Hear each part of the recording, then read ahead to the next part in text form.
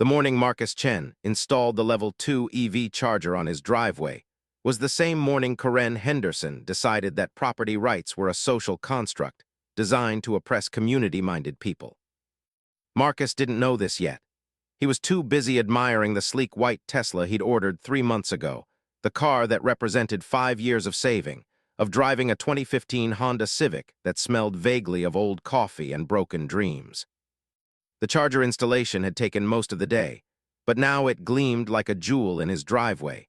A 240-volt lifeline positioned perfectly between his front door and the street, close enough to reach from his house, but far enough to stay out of the walkway. He'd had it professionally installed, spent an extra $1,500 getting the electrical work done right, added motion sensor LED lights so people wouldn't trip over the cord at night. He'd even installed a small camera pointed at the charging station, not out of paranoia but out of practicality. Insurance companies appreciated documentation. Life appreciated details. Karen Henderson lived 3 houses down on Oakwood Lane, in the blue Victorian with the rotting flower boxes and the Tesla Model Y that had been parked, perpetually, in her driveway for the last 14 months. The car was dead, completely dead. The battery had died 2 years ago, and Karen had decided, with the kind of logic that only middle-aged women with 5 expired LinkedIn certifications could muster, that Tesla would replace it for free. When they refused, she decided the car was their theft of her money, a swindle, a conspiracy. Now it sat there like a monument to her victimhood, a rolling reminder that the system had failed her. But the thing about a dead EV is that it makes you desperate for electricity. Marcus first noticed Karen on a Thursday. He was leaving for work when he saw her standing at the end of his driveway, coffee cup in hand, looking at his charger with the focused intensity of someone studying a math problem they didn't quite understand, but were determined to solve through sheer willpower. "That's amazing," she said when she noticed him. "A charger right here on your driveway." "It is," Marcus said, unlocking his car. "Expensive, but worth it." "How much?" Marcus paused. He'd learned that question rarely came from benign curiosity. "Around $3,000 with installation." Karen's eyes did that thing, the thing that usually preceded boundary violations. They got that slightly unfocused quality, as if she were looking through him at a much bigger injustice somewhere in the distance. "That seems really unfair," she said. "What does?" "That only rich people can afford chargers. The climate crisis doesn't care about money. We all need to be able to charge our cars." Marcus had heard variations of this speech before, had sat through enough dinner parties with progressive people to recognize the structure of it. The way it began with a universal truth and somehow ended with his personal property becoming a communal resource. "I worked pretty hard to afford this," he said neutrally. "I had to choose between this and a lot of other things."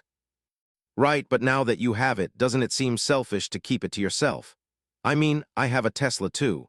I just can't afford to fix it right now, and I can't charge it anywhere because there are no public chargers in our neighborhood." Marcus had heard about her car. The entire neighborhood had heard about her car, the way neighbors do, through the accumulated whispers of HOA meetings and Ring doorbell videos. He knew that Karen had bought the Tesla on credit she couldn't afford, that the battery failure had sent her into a rage against capitalism, and that she had started a Facebook group called Charge Justice Now, where she posted pictures of expensive cars parked in driveways while she wrote captions like, "Meanwhile, some of us can't afford the infrastructure that billionaires have lobbied to keep private." Her posts never mentioned that she'd bought a $70,000 car on a $40,000 salary. "I hope you figure something out," Marcus said, which was what you said when you didn't want to continue a conversation. He got in his car, backed out of his driveway, and saw Karen standing there in his mirror, still looking at the charger, her expression unchanged. That was Thursday. By Monday, Marcus noticed something was off. The charging cable had been moved. It was still in the same socket, but it had been repositioned, as if someone had unplugged it and then plugged it back in. His Tesla showed a brief charging interruption on Sunday afternoon, a gap of about 15 minutes when nothing had happened. He checked the camera footage. There she was at 2 p.m. on Sunday, walking down the street in her sunglasses and her "The Future is Female and Electric" t-shirt. She looked left, looked right, and then she plugged something into his charger. Not his Tesla, that would have been too obvious, but a battery pack. A portable phone charger, one of those big ones people used for camping or emergencies.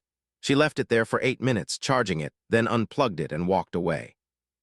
Marcus watched this footage 3 times. He felt something rising in his chest, a compound of emotions that he didn't immediately recognize. It wasn't quite anger. It was something more like a violation of contract with reality, the sense that the basic agreements that allowed society to function were being casually ignored. He texted his friend David that night. "Neighbor has been using my charger without asking." "David, that's insane, sue her." David was always ready to sue people. Marcus was not. Marcus had spent his childhood watching his parents navigate the court system over a property line dispute that cost them $15,000 and 10 years of silence with the other party. He believed in the legal system the way he believed in his car insurance, as a necessary evil, not as a solution.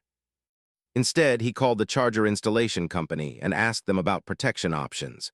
They mentioned tamper alerts, password protection, and something called a perimeter alarm that could be triggered when someone tried to use the charger without authorization. "It works by detecting weight change and motion," the technician explained. "If someone approaches the charger and touches it without entering the correct code, it emits a very loud alert, 95 decibels. It's mainly for preventing theft, but it works for unauthorized use." "How loud is 95 decibels?" Marcus asked. "Roughly equivalent to a lawn mower starting up, or a car alarm. It'll definitely get attention." Marcus thought about this. He thought about proportionality and whether a loud alarm was an appropriate response to someone charging a battery pack on his property without permission. He thought about Karen's Tesla, dead in her driveway, and about the climate crisis, which was real, and about the gap between his monthly income and the cost of his charger, which was also real. He installed the alarm. The whole time he was installing it, he told himself he was doing it for insurance purposes, for security, for protection. He told himself he was defending his property rights, which were real and legal and documented. He told himself that if Karen wanted to use his charger, all she had to do was ask. What he didn't tell himself was that he hoped she wouldn't ask. What he didn't tell himself was that he was setting a trap. Part 2, the violation. Karen didn't ask. Karen had moved past asking 3 days after their driveway conversation, somewhere between the moment she'd posted on her Charge Justice Now Facebook group about Marcus's charger. Some people have enough privilege to install public infrastructure in their private driveways. What do you do when you see inequality like this? And the moment her friend Darlene had commented with a heart emoji and the words, "We're all in this together," read. By the time Marcus's alarm was installed, Karen had already reframed the charger in her mind from Marcus's property to community resource he's hoarding. This was actually easier to do than you might think, because she'd been practicing this kind of mental reframing her whole life. Karen had a gift for this, the ability to take facts and reshape them into narratives where she was the victim. She'd been fired from her marketing job because they couldn't handle a woman who spoke her truth. The charger was inequitable infrastructure. Her dead Tesla was proof of corporate malfeasance. The world was fundamentally unfair, and since the world was unfair, taking what she needed from it was not theft, it was redistribution. This is what she was thinking on Wednesday afternoon when her nephew called from college and asked for $50 because he'd lost his student loan appeal and needed to eat. "I don't have $50 right now," Karen told him, which was true, because her credit cards were maxed out and her savings account had $53 in it. She'd spent the money on a meditation retreat designed to help her unlock her abundance mindset, and on the Charge Justice Now t-shirts she'd printed to distribute to allies.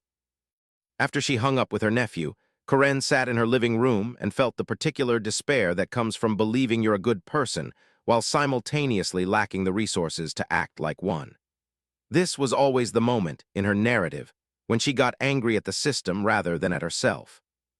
By 3 p.m. that Wednesday, she had convinced herself that using Marcus's charger was actually an act of resistance.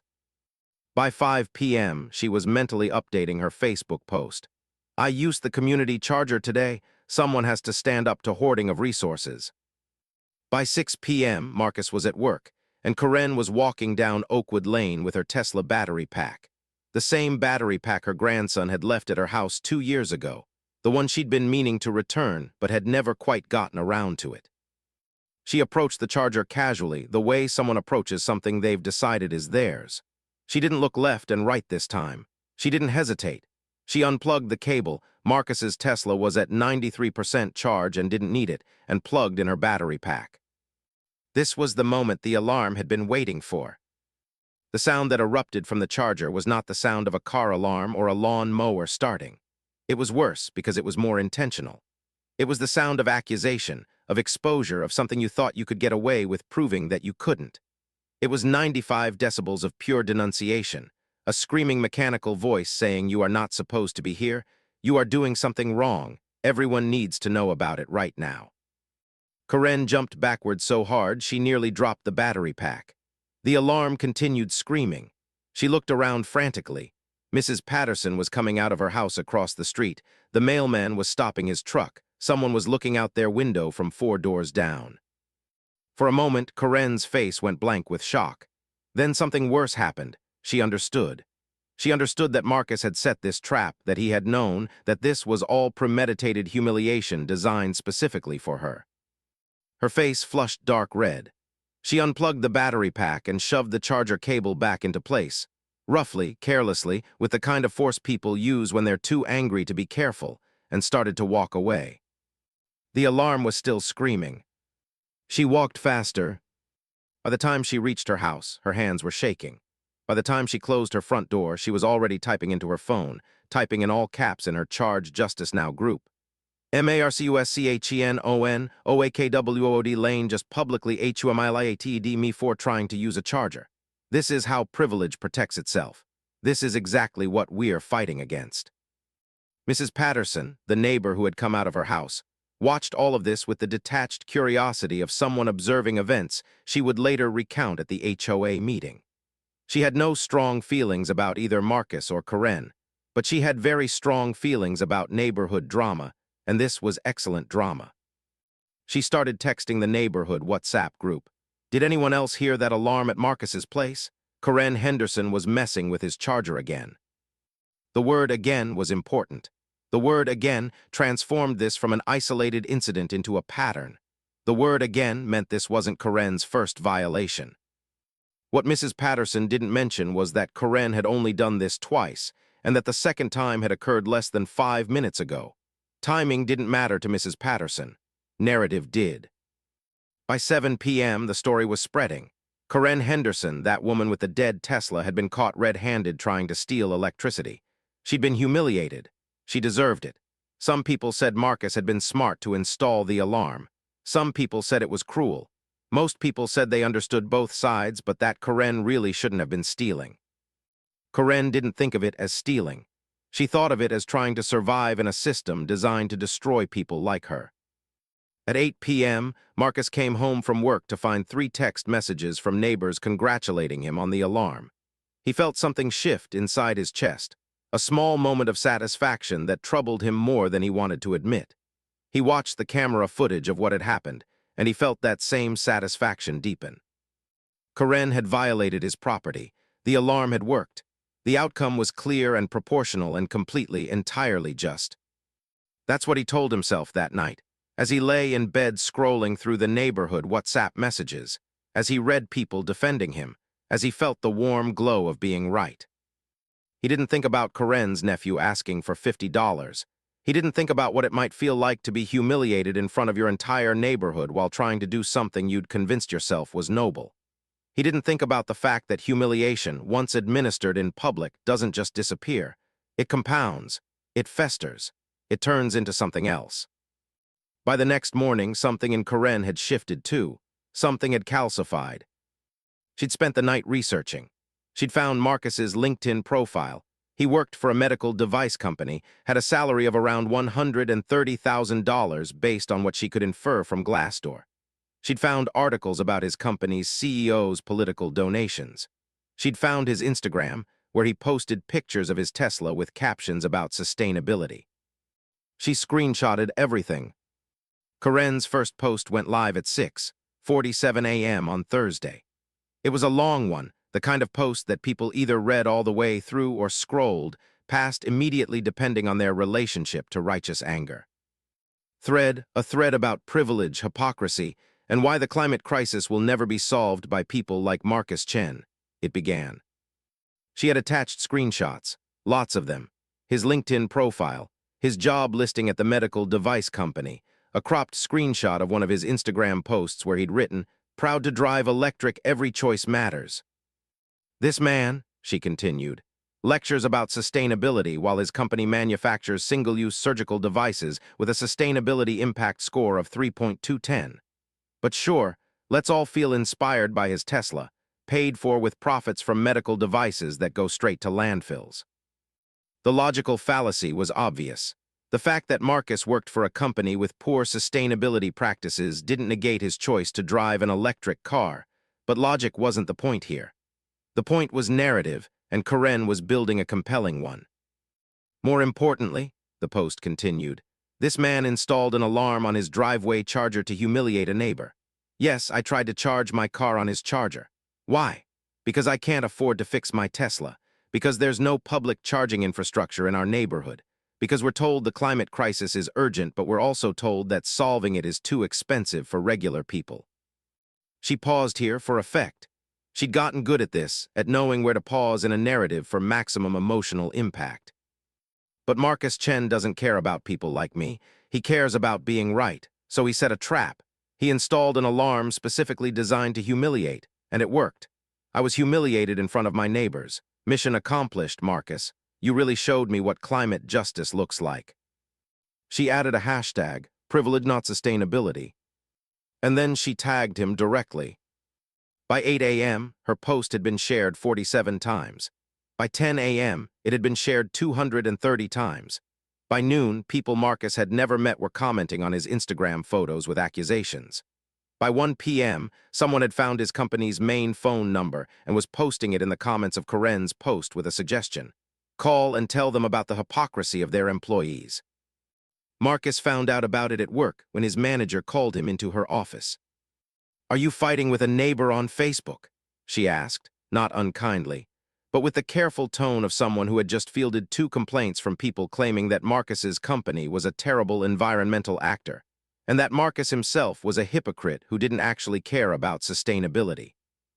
"I installed an alarm on my EV charger," Marcus said slowly. "My neighbor was using it without permission. She got mad and posted about it." His manager, whose name was Rebecca, and who had hired Marcus specifically because he seemed like a stable, non-controversial employee, closed her eyes for a moment.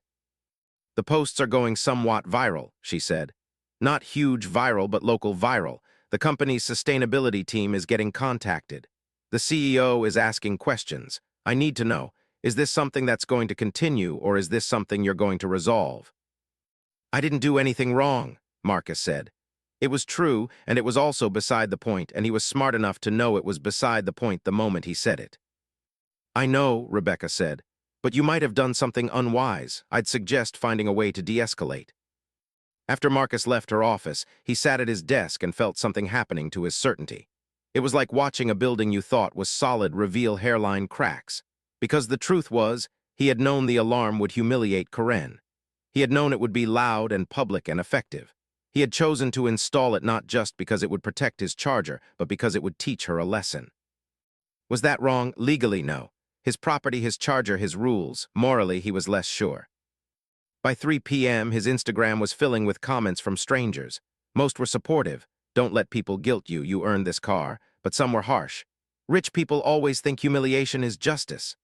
"The alarm is literally violence," one person wrote, which made Marcus laugh out loud and also made him feel slightly sick. He called David. "It's spiraling," he said. "She's making it about me being a hypocrite." "Are you?" David asked. "No, I drive an electric car. I try to be sustainable. I earned my money. I set a reasonable boundary." "Then ignore her. She's a Karen trying to get attention." But you couldn't ignore something that was replicated 60,000 times across social media. By that evening, local news had picked up the story. "Local dispute over EV charging reflects wider inequality debate," the headline read. The article was balanced and annoying. It quoted Marcus's statement, via email through his lawyer who had advised him to say nothing, but to say it through official channels, and Karen's statement, which was essentially the entire content of her Facebook post. The comments were split roughly 60-40. with the 60% supporting Marcus because they believed in property rights and the 40% supporting Karen because they believed in climate justice and thought he should have just helped a neighbor. Nobody seemed to consider that both things could be true, that Marcus had the right to control his property, and that using an alarm to humiliate was perhaps not the kindest choice, because nuance doesn't travel well on social media. Karen, meanwhile, was basking in the attention in a way that troubled her even as she was enjoying it. She'd gotten messages from people in 3 states saying they supported her. She'd been contacted by an NPR producer interested in doing a story about EV charging inequality. She'd been reached out to by a lawyer who specialized in property disputes and who thought her situation was interesting. What she hadn't expected was the message she got at 9 p.m. from her sister in Portland. "Are you seriously the person in this news story?" the message read. "Mom is seeing this. She's upset." Karen called her mom immediately. Her mom, Dorothy, was 73 and lived in a retirement community in Arizona, and still believed that Karen would eventually get her life together if only the world would be fair to her for 5 minutes. "Sweetheart," her mom said, "what's happening with your car?"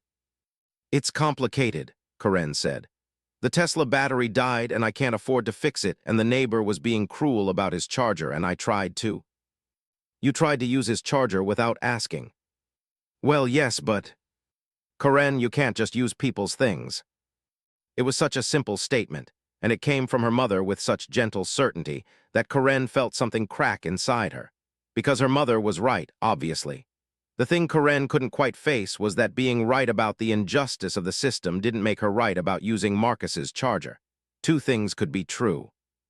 "He humiliated me," Karen said, and she was crying now, which she hadn't expected. "I know," her mother said. "That was unkind, but sweetheart, you put him in that position. He set a boundary and you ignored it and he responded. That's not his cruelty, that's just consequences." After she hung up, Karen sat in her dark living room and felt the strange sensation of recognizing herself in a way she'd been avoiding. She'd been telling the story of how she was the victim of inequality, and that was partially true. She was underprivileged compared to Marcus. But she'd also been the person who decided that her need trumped his boundaries. She'd been the person who told herself that his property was really community property if she wanted it to be. By 11 p.m., Karen's phone was blowing up with messages from supporters telling her not to back down, not to let privilege win, to keep fighting the good fight. She ignored all of them and opened a direct message to Marcus. "I'm sorry," she typed. "I shouldn't have used your charger without asking." She stared at it for 10 minutes. She deleted it. She rewrote it. She deleted it again. What she ended up sending was, "Can we talk?" Marcus didn't respond until the next morning, and when he did, his response was 2 words: "Not interested." The problem with being at the center of a narrative is that other people get to write parts of it without your permission. By Friday morning, someone had created a Twitter account called @Privilege Not Sustainability with a profile picture that was a distorted, angry version of Marcus's face. Within 12 hours, this account had posted 15 tweets, most of them linking to Karen's original Facebook post or to new articles picking up the story. The account wasn't Karen. Karen had checked carefully to see if anyone could trace it back to her, and she was almost certain they couldn't. But she also wasn't telling anyone that it wasn't her. She read the tweets, and she felt a strange mixture of vindication and nausea. "Marcus Chen drives a Tesla and works for a company destroying the environment," one tweet read. "Hypocrisy detected. The charger alarm is designed to humiliate poor people who can't afford electric infrastructure," another said. "This is what environmental racism looks like." Marcus, meanwhile, was falling into a dangerous pit of his own making. He'd spent the night researching Karen, and he'd found things. Her credit card debt, publicly listed through court records from a lawsuit she'd been involved in 3 years ago, her failed business venture, the fact that she'd been let go from her marketing job not because she'd spoken her truth, but because she'd missed 6 weeks of work without documentation, and then, when she was fired, had immediately claimed discrimination. He screenshotted all of this. He didn't post it, but he sent it to David. "She's the kind of person who doesn't take responsibility for anything," he wrote. David, who was always happy to help someone build a case against an enemy, started analyzing the material. "She's a grifter," David wrote back. "Look at this. She started a fundraiser for her Tesla that raised $500, and those funds just..." disappeared. She's been scamming people. By Saturday, Marcus was in a place where he'd moved from defending himself to prosecuting Karen. And once you start prosecuting someone, it becomes very easy to find evidence that they're guilty of being a bad person. Everyone is guilty of being a bad person if you look hard enough. Karen, meanwhile, was experiencing the first real consequences of her actions beyond the emotional. The HOA president, a man named Gerald who despised both Marcus and Karen equally, had called an emergency meeting about the recent disturbance and the unauthorized use of private property.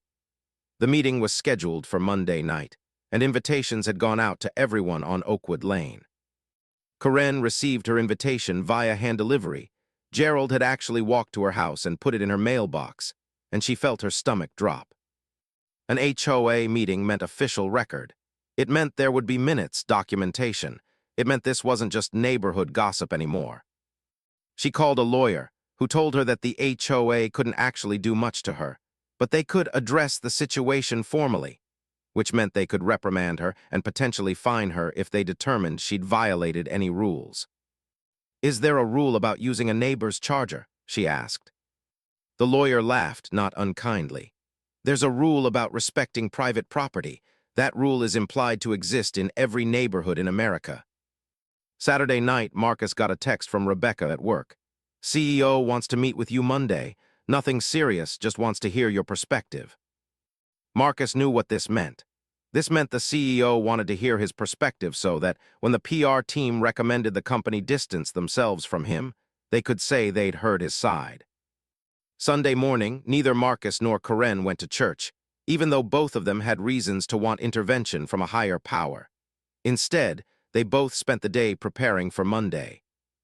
Marcus wrote out a statement. Karen tried to write one and gave up. Marcus cleaned his house, a futile attempt at controlling something. Karen moved her dead Tesla off her driveway and parked it on the street, thinking that maybe if people couldn't see it, they'd forget about it. Neither of these things helped. Monday night, the HOA meeting room was packed. The room was the community center's small meeting space, white walls and folding chairs, and the kind of stale coffee that gets made an hour before any meeting and gets older as the meeting goes on. Gerald stood at the front with his gavel, which he didn't actually need and wasn't technically supposed to have, but which made him feel authoritative. Marcus sat in the back. Karen sat on the opposite side, as far away as possible. "This meeting," Gerald said, "is to address the recent incident involving the unauthorized use of electrical charging equipment and the subsequent installation of an alarm device designed to—" He paused. "Well, designed to startle someone. I'm here to determine if any HOA rules were violated and if any action should be taken." He called on Marcus first. Marcus stood up and delivered his statement in a calm, measured voice. He talked about the cost of the charger, the installation, the security measures. He talked about how Karen had approached him and he'd declined to share access. He talked about how she'd used the charger twice without permission and how he'd installed the alarm as a deterrent. "I did everything within my legal right," he said. "My property, my equipment, my rules." The room was silent when he finished. Mrs. Patterson nodded. Mr. Hernandez from 4 doors down looked sympathetic. A woman Marcus didn't know was typing something on her phone, probably a text message to someone else about how interesting this all was. Then Gerald called on Karen. Karen stood up and opened her mouth and nothing came out. She'd prepared a speech, but standing in front of all these faces, some sympathetic and some openly hostile, all watching her, waiting to judge, she couldn't do it. "I shouldn't have used the charger," she said quietly. "I know that, but I was desperate and I didn't think about how it would affect him. I just thought about how it affected me." She sat down. This admission, which should have been the end of the meeting, was actually the beginning of something else. Because admitting you were wrong in public is not the same as everyone deciding you are a good person. It just means everyone has confirmed that you were wrong. Mrs. Patterson's hand went up. "I move that we note in the meeting minutes that Karen Henderson violated the neighborhood expectation of respecting private property, and that this behavior is not to be repeated." 2 other hands went up in support. "All in favor?" Gerald asked. The room responded with a low rumble of ayes. "Anyone opposed?" Silence. Gerald gavelled. "Motion carries." Karen, this is an official note in your record with the HOA. Any further violations of private property will result in a formal fine. It wasn't much, and legally it meant almost nothing. But it was official humiliation, which was actually worse in some ways than unofficial humiliation, because official things get remembered. The meeting adjourned. People clustered in small groups discussing the drama. Marcus left without talking to anyone. Karen stayed behind, putting chairs back, staying busy so she wouldn't have to look at anyone. As she was leaving, Mr. Hernandez touched her arm gently. "That took courage," he said, meaning the admission. "It didn't help," Karen said. "No," he agreed, "but it was the right thing." Tuesday morning, Marcus had a meeting with his CEO, David Chen, no relation. David Chen was the kind of CEO who believed in values and also in liability mitigation, and he'd spent the weekend trying to figure out how to do both. "The situation has been manageable," David said. "But I want to be clear, the company doesn't have a position on your charger or your neighbor. What we do have is a position on unnecessary conflict, and this conflict seems unnecessary." "She was stealing from me," Marcus said. "She was charging a battery pack on your equipment without permission. That's not ideal, but it's also not catastrophic. The alarm response, however, we're getting pushback on that. People are saying it's aggressive. They're saying it's a disproportionate response." "Is it?" Marcus asked. "That depends on whether you value your property more than your reputation," David said. "Because right now, you're winning the property fight and losing the reputation fight." By Wednesday, the Twitter account that wasn't Karen's but that Karen wasn't not running had been suspended for coordinated inauthentic behavior, which was a technical way of saying someone had found proof it was being run by a sophisticated campaign of. Well, actually, nobody could quite figure out who was running it. The account had been careful. It hadn't used any of Karen's devices. It had used a VPN and a separate email and had never explicitly identified itself as Karen. But Marcus, with the help of David and a private investigator David had recommended, had put together evidence. He'd tracked the posting times to hours when Karen was typically awake. He'd analyzed the writing style and found phrases that matched her Facebook posts. He'd cross-referenced and triangulated and built a case. On Thursday, he sent this evidence to Karen via email, along with a message. "I know about the fake account. I have proof. If you continue this harassment campaign, I will press charges." Karen's hands shook when she read this. Because the truth was, she'd been uncertain about what she was doing. She'd been standing at the edge of crossing a line, and Marcus had just put his boot on the line and pushed her across it. She responded, "That account has nothing to do with me." Marcus responded, "I have evidence, your choice to come clean and apologize or face legal action." That night, Karen didn't sleep. She sat in her dark living room, staring at the text messages and the emails and the reality of what she'd been doing. She hadn't created the account, but she'd been happy it existed. She hadn't written the tweets, but she'd felt a sense of justice when they were posted. The distinction was thin, and it was getting thinner. By Friday, Karen had done something that was increasingly difficult for her. She'd admitted to someone else that she was wrong. She went to her friend Darlene's house and confessed that she'd been having some involvement with the Twitter account, not creating it, but being aware of it and not reporting it, which in the digital age is almost the same as creating it. Darlene, who had a law degree she'd never used because she'd decided that the legal system was a tool of oppression, but who had common sense, told Karen to stop. "Stop what?" Karen asked. "All of it. Stop talking about Marcus. Stop engaging. Stop defending yourself. You already admitted you were wrong at the HOA meeting. You're done. You don't get to keep fighting and win." "But he's being unfair," Karen said. "He set a trap for me." "Yes," Darlene said, "and you walked into it, and then you tried to blow it up afterward. The time to stop is now, not after you've destroyed him or he's destroyed you." Karen went home and read the email from Marcus again, the threat of legal action, the demand for apology. She typed, "I'm sorry. I participated in creating an account that harassed you. I was angry and hurt about being humiliated, and I chose to respond with cruelty. It was wrong. The account is gone. I won't do it again." She hit send before she could delete it. Marcus read this email and felt something shift. Not forgiveness, not yet, but a kind of deflation. The emergency was over. There was no more war to fight, just a neighbor who had made bad choices and who was finally admitting it. He didn't respond, But he did contact the private investigator and told him not to proceed with any further investigation. A week passed where nothing happened. This is often the worst part of a crisis, not the moment of impact, but the silence that follows, where you have to sit with the consequences of your actions without the adrenaline of conflict to distract you. Marcus returned to work and found that the narrative had largely died down. The news cycle had moved on to other things: a CEO resignation at a competing company, a water quality issue in a neighboring town, the endless accumulation of small crises that fill the news on a daily basis. Some people still remembered the EV charger story, but they'd moved on to other people's problems. His manager didn't mention it again. His CEO didn't follow up. The company's sustainability team stopped getting angry emails. Life returned to something like normal, which meant that Marcus had to sit with the knowledge that the entire conflict, the entire public humiliation of Karen, the entire scandal that had felt so consequential in the moment, had ultimately mattered to almost no one. Karen spent the week in a kind of fugue state.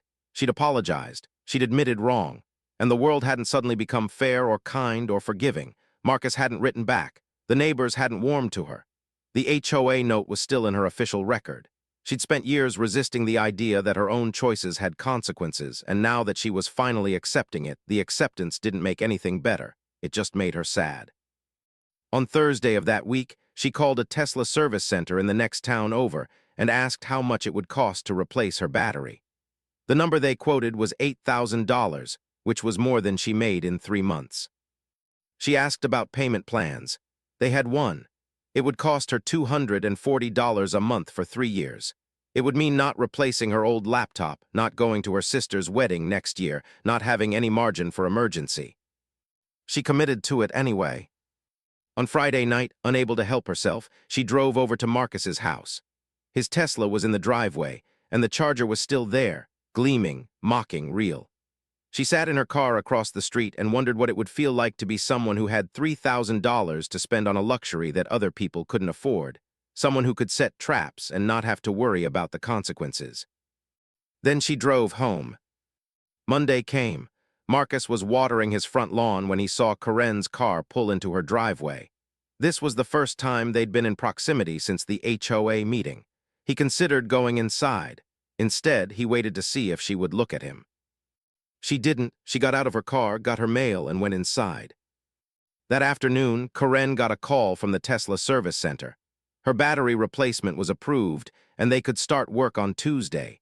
She said yes before she could change her mind. It took 5 days. 5 days during which Karen had no car, no way to get to work, no transportation except the bus that came once an hour to the end of her street. She spent those 5 days thinking about responsibility and consequence and fairness. When she got her car back, it felt different. It felt like she'd paid for something real, something earned. It didn't feel like justice, but it felt like something. That Friday, she drove it for the first time, and she felt something complicated in her chest. Pride, maybe, or just the strange sensation of rebuilding from wreckage. 6 months passed. The Oakwood Lane neighborhood moved on to other dramas.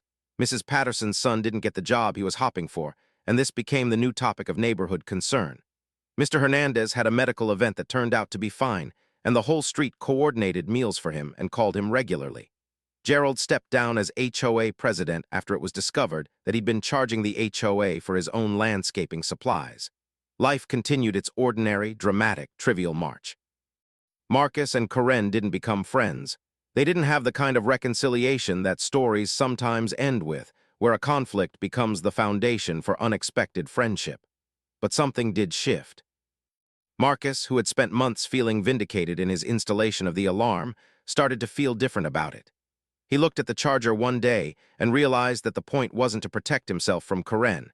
It was to protect himself from anyone. But the anyone in the world didn't include Karen anymore, because Karen had stopped being a threat and had just become someone who lived 3 houses down who had learned a hard lesson. He thought about David's comment, that you had to decide whether to value your property more than your reputation, and he realized he'd actually chosen both. He'd valued his property and his reputation, and he'd been lucky enough that there had been just enough momentum to shift the narrative back in his favor without him having to do anything else. Karen, meanwhile, had started something new. She'd been looking at the charging infrastructure problem in her neighborhood and thinking about it differently. Not as someone whose needs should be universally accommodated, but as someone who actually wanted to understand the problem. She discovered that there was a gap in the market for community charging stations. There were private chargers like Marcus's, and there were a few public ones downtown, but there was nothing in the residential neighborhoods. She'd started attending city council meetings. She'd started gathering signatures for a proposal to install public level 2 chargers in 3 neighborhood parks. This was different from her old approach in a crucial way. She wasn't asking anyone else to sacrifice. She was asking the city to allocate resources that didn't belong to any individual. She was working within systems instead of demanding that systems change to accommodate her. One of her signatures came from Marcus. She'd left a petition page on her front yard and he'd seen it. He'd read it carefully, looked at the proposal, and signed it. He didn't approach her about it. He just left it on his porch for her to pick up. When Corinne found it, she cried. Not because the signature meant she'd won, but because it meant someone had thought about her proposal instead of thinking about her as an enemy.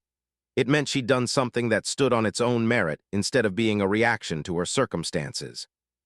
8 months after the alarm incident, one of the public charging stations was approved for Miller Park, 6 blocks away. It was supposed to be 3 stations, but the city council had voted to start with one due to budget constraints. At the press conference, the city councilman mentioned Corinne by name. "Corinne Henderson brought this issue to our attention," he said. "She organized her neighbors, she brought data, she made it clear that this was a priority, and the city listened."